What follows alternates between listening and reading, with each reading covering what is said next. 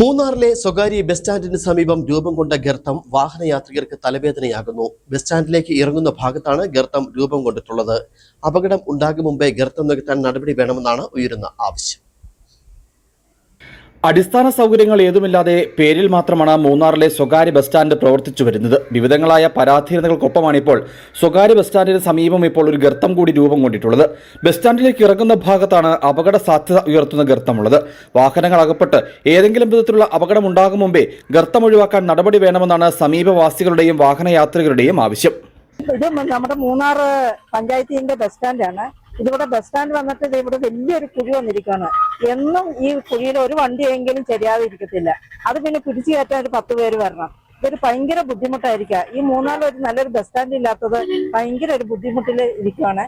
ബസ്സുകൾ ബസ് സ്റ്റാൻഡിലേക്ക് ഇറങ്ങുമ്പോൾ ശ്രദ്ധയൊന്ന് തെറ്റിയാൽ ടയറുകൾ ഗർത്തത്തിൽപ്പെടാനുള്ള സാധ്യത നിലനിൽക്കുന്നു. ചെറുവാഹനങ്ങൾ ഗർത്തത്തിൽപ്പെട്ടാൽ മറിയാനുള്ള സാധ്യതയും അപകട സാഹചര്യം വർദ്ധിപ്പിക്കുന്നു. ദിവസവും നിരവധിയായ ബസ്സുകളും മറ്റിതര ചെറുവാഹനങ്ങളും കടന്നുപോകുന്ന ഭാഗത്താണ് ഗർത്തം രൂപം കൊണ്ടിട്ടുള്ളത്.